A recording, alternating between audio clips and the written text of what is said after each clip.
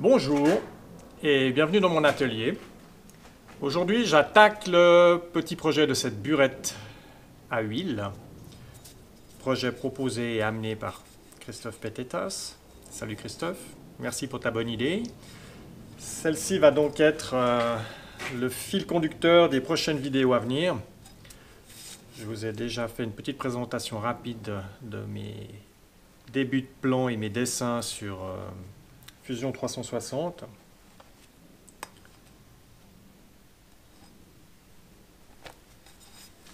Donc aujourd'hui, je vais attaquer le travail du corps de la burette d'huile. Ça va se faire dans un bout de tube sans soudure, paroi épaisse. Donc celui-ci, je l'ai trouvé dans un petit coin de mon atelier. Il est un peu marqué, donc je vais le charioter pour lui refaire une petite fraîcheur sur l'extérieur. L'intérieur, vu qu'il n'y a pas de soudure, il est propre, donc je vais le laisser comme il est. Ça va donc être juste l'idée de le charioter, dresser la face, le couper en longueur, et ainsi j'aurai la première partie. Je vais mesurer le diamètre interne pour ensuite faire la partie que j'ai nommée la valve. Donc celle-ci va être elle aussi tournée au diamètre pour pouvoir ensuite rentrer à l'intérieur du tube. Une fois que j'aurai ces deux pièces, on ira à la fraiseuse, hop, pour machiner les différents perçages et autres sur la valve. Allez, on attaque, je vous rapproche, et c'est parti. Là, j'ai marqué ma longueur nécessaire. J'ai déjà pré-réglé mon mandrin à 4 morts. Alors, qu'est-ce que j'ai comme prise intérieure là? Je pourrais pas serrer trop fort pour pas déformer le tube.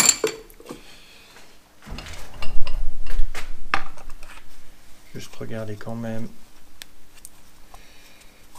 où est-ce que je me situe.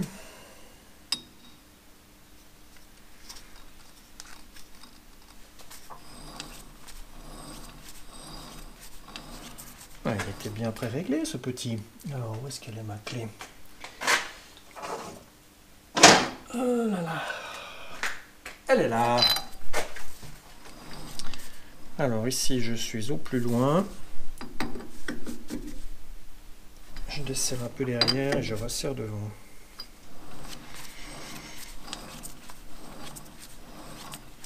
Là j'ai 2/10.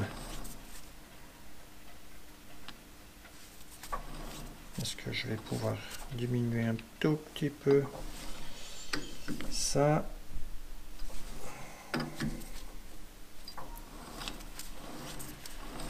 Mais oui, allez, c'est bien suffisant, puisque j'ai 3 mm là d'épaisseur sur ma paroi. Je vais pouvoir y aller gaiement et enlever, je pense, 1 mm sur le diamètre si vraiment nécessaire. Alors là, j'ai un petit peu beaucoup.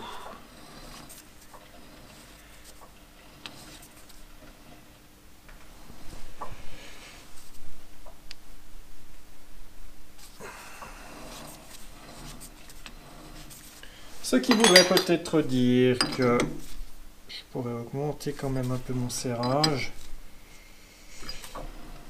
J'ai un petit peu peur, comme j'ai dit, de déformer ces parois, mais bon.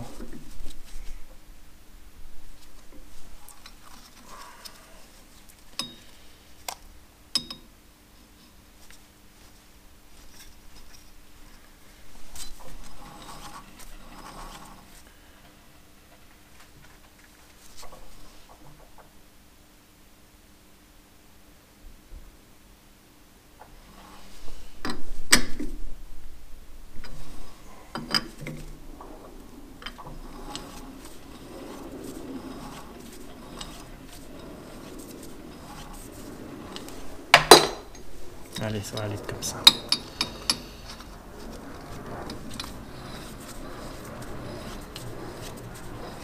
C'est parfait.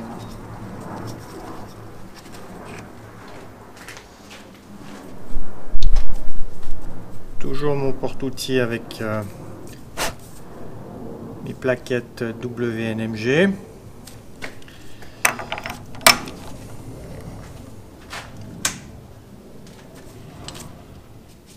Et on va voir ce que ça donne. Je vais déjà dresser la face.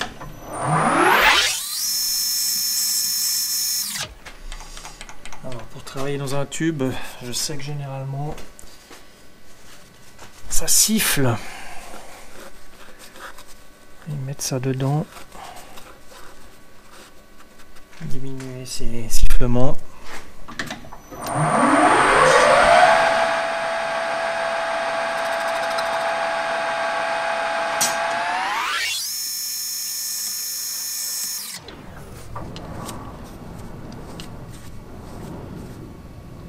Ok.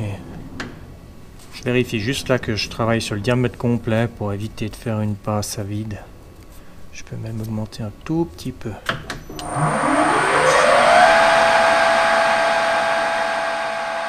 là, je vais enlever 1 mm au diamètre. Non. 5/10.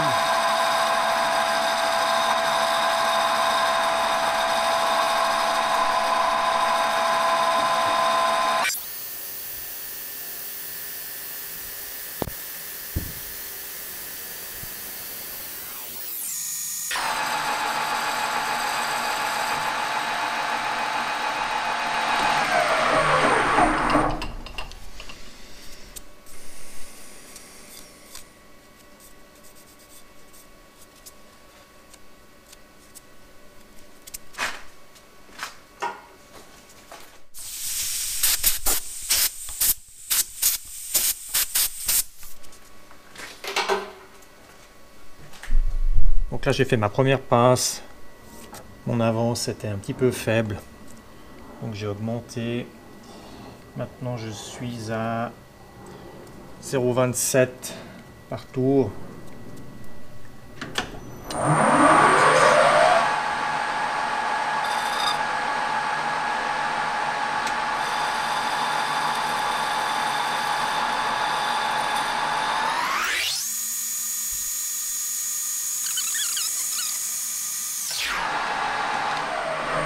Voilà, le petit bout de merde là qui s'est mis derrière.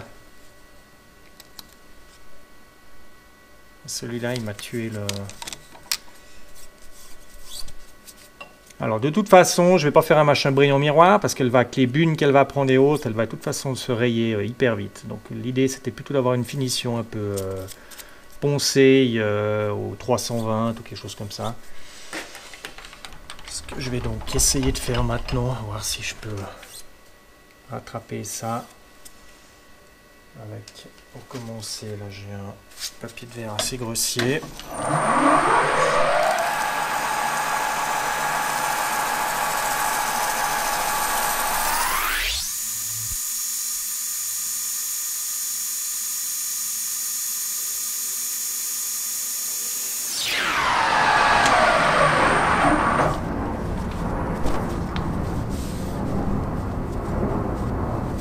Voilà, qui me plaît bien. Parfait. Allez, ça c'est bon. Un petit chanfrein sur le bout. Là, on est bien. Voilà, doucement. Et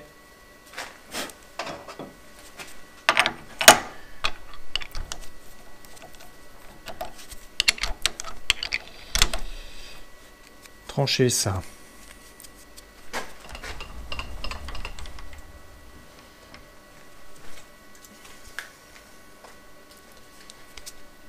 Alors, il me faut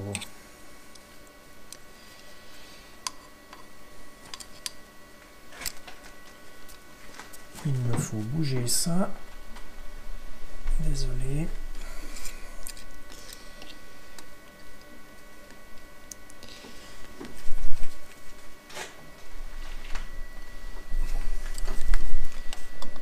Ce que c'est d'avoir un pied à coulisses de 200 mm.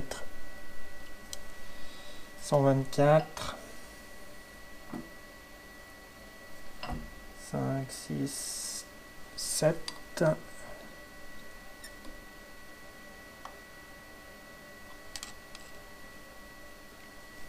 parfait.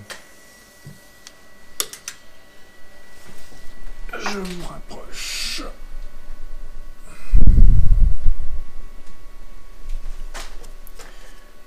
Là, j'ai donc réglé la longueur de coupe, 127 mm.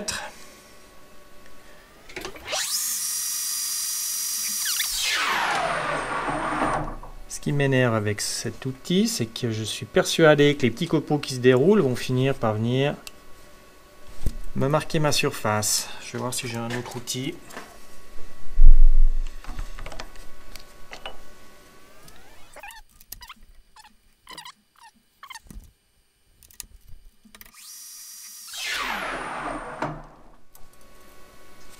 Quelle merdouille. Alors il faut que je modifie un tout petit peu l'angle, là je vais affûter ça différemment. J'ai légèrement modifié l'angle ici, donc je l'ai un petit peu incliné dans ce sens. On va voir si le déroulement des copeaux se ferait un petit peu dans l'autre sens.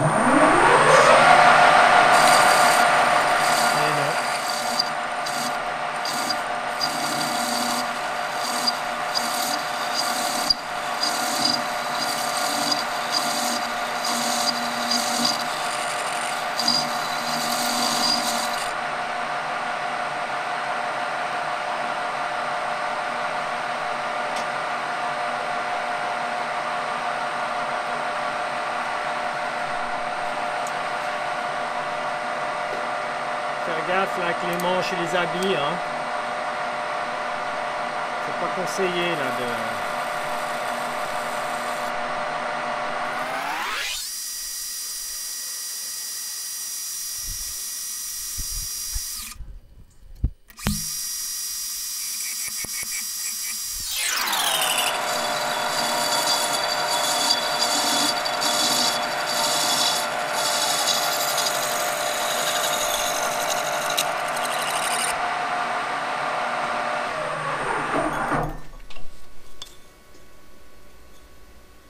J'ai une coupe bien franche. Je l'ai récupéré avant qu'il tape quoi que ce soit, donc j'ai pas abîmé ma finition. Et bavuré un peu l'intérieur. Je reviens juste là de faire une pince de finition hors caméra. Et en fait, j'ai simplement modifié un tout petit peu l'angle de mon outil pour qu'il y ait un petit peu plus de dégagement à l'arrière, c'est-à-dire que les copeaux aient un petit peu moins tendance à se coincer juste à l'arrière de la partie coupante. Et surtout, j'ai simplement été poser mon pinceau sur la plaquette pendant l'avance, ce qui fait que les copeaux, eux, étaient toujours devant et j'ai pas eu de... comme précédemment, là, le petit copeau qui vient se mettre à l'arrière. Donc ça. Là, je suis en train de finaliser, donc je pense que vous l'aurez compris, mon deuxième tube, puisque autant en faire deux de ces pompes. Donc là, je marque simplement mon 127.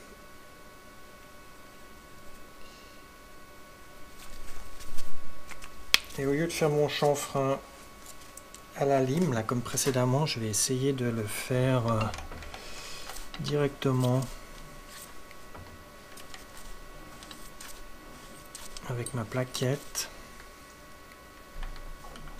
voir si ce serait pas mieux.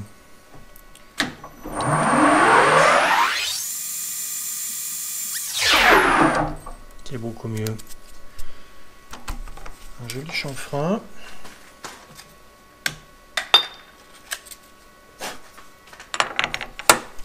Et je peux revenir maintenant trancher celui-ci.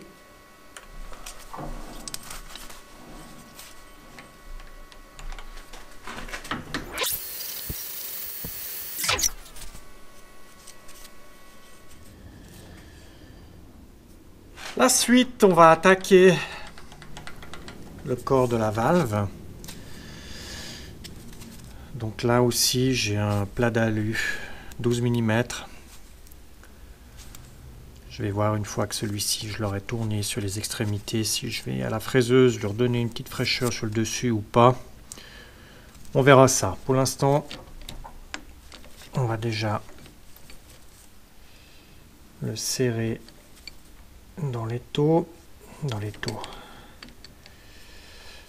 mandrin.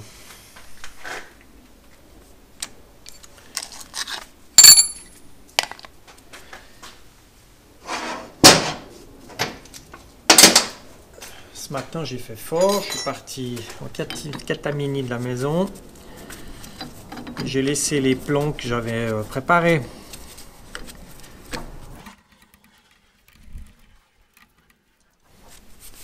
Alors si je regarde ici mes cercles concentriques,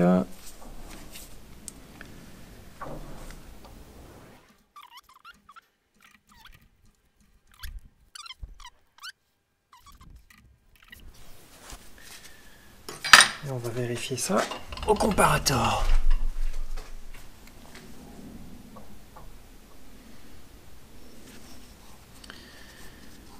Alors il faut essayer déjà de le mettre horizontal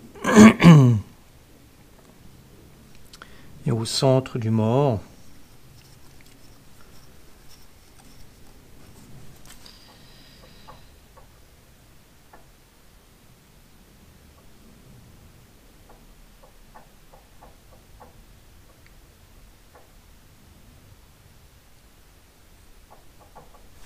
Là, mon 0 serait ici.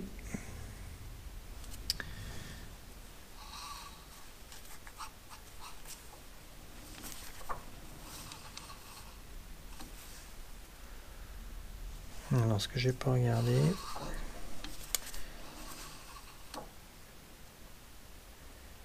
sont mes millimètres.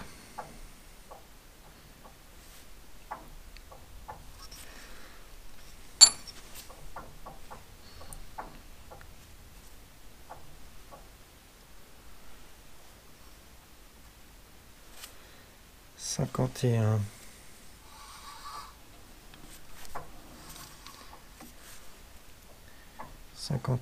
Aussi.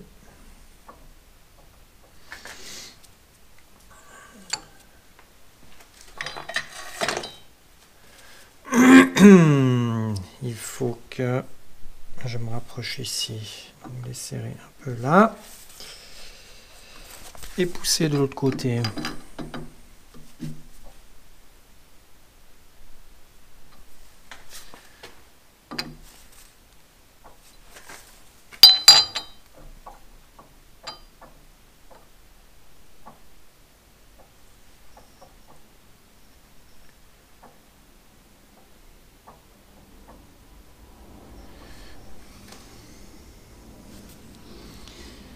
Pas terrible à mon histoire.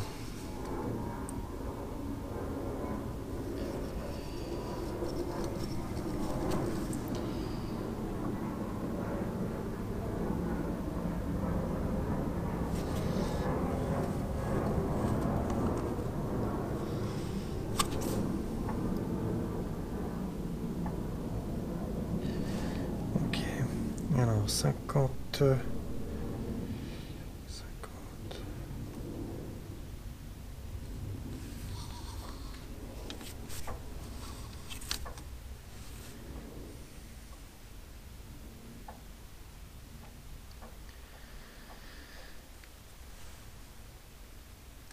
Se rapprocher là.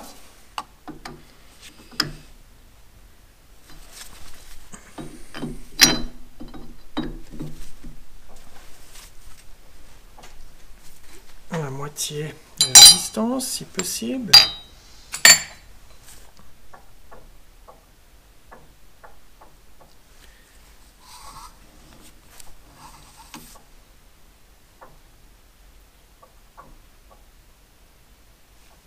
Je serais pas mal là, je pense. Ce qu'on va faire, mon 0 serait là.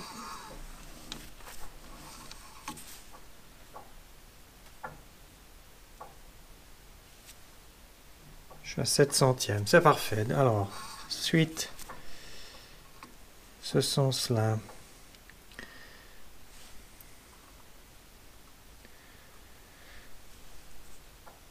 Là, de toute façon, j'ai une très grande marge, donc au final, je n'ai strictement rien à faire, puisque mon diamètre, il va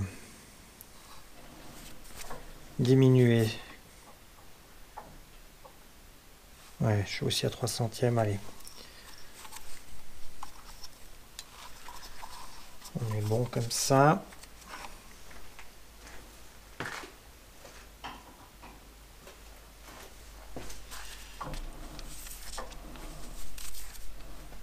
qui serait intéressant de voir maintenant, c'est si j'ai mon centre ici.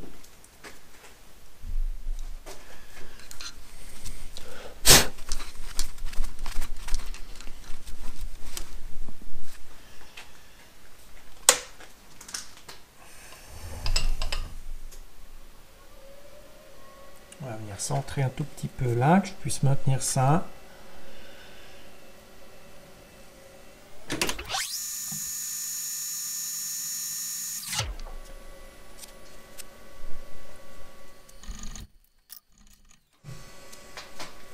Ce que j'aurais pu faire, c'était dresser ma face avant de faire mon petit centrage.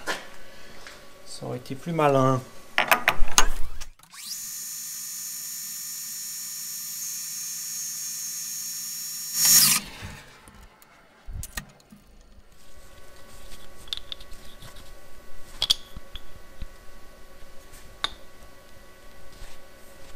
On va mesurer un tout petit peu le diamètre intérieur, vu que je ne l'ai pas encore pris. Qu'est-ce que j'ai? 43,8. Et ça, c'est un plat qui fait 60. Donc il y a bien de la marge. Hein.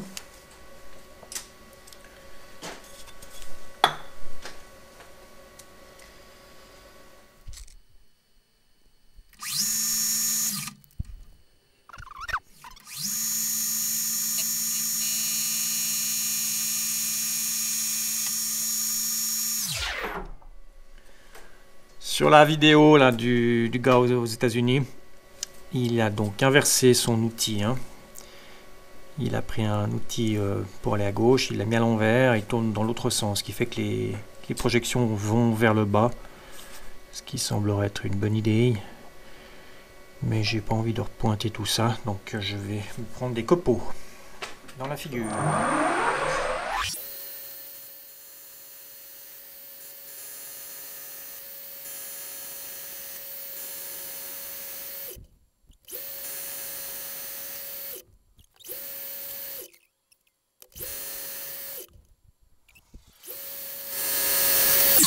Une chose, c'est que pour garantir justement l'étanchéité entre la valve ici et la sortie des vis sur l'extérieur, on est obligé de mettre entre la paroi de celle-ci et donc à l'intérieur un joint. Donc ça peut être moi je vais utiliser du caoutchouc là que j'ai des emporte-pièces, donc faire des rondelles pour que lorsque je vais serrer par l'extérieur la valve, hein, donc elle va être filetée, la vis va venir la tirer à l'intérieur de la paroi, que ça la presse pour éviter que l'huile sorte autour de la vis externe. Tout ça pour dire qu'il faut donc le diamètre intérieur moins l'épaisseur du joint que vous allez mettre. Donc ça, c'est vous qui allez le déterminer suivant ce que vous allez choisir comme matériau. Ce qui veut dire qu'au final, ma pièce ici, elle ne va pas être parfaitement au diamètre intérieur. Elle va être plus petite pour compenser le joint qu'on va mettre ici. Et maintenant, il va falloir que je la fasse tomber.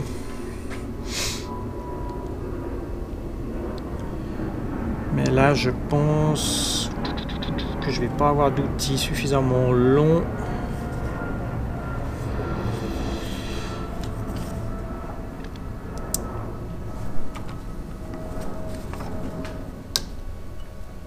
Je sais pas si c'est une bonne idée là de vouloir aller trancher ça. Ça risque d'être un petit peu quand même chaud tout ça si je veux le trancher.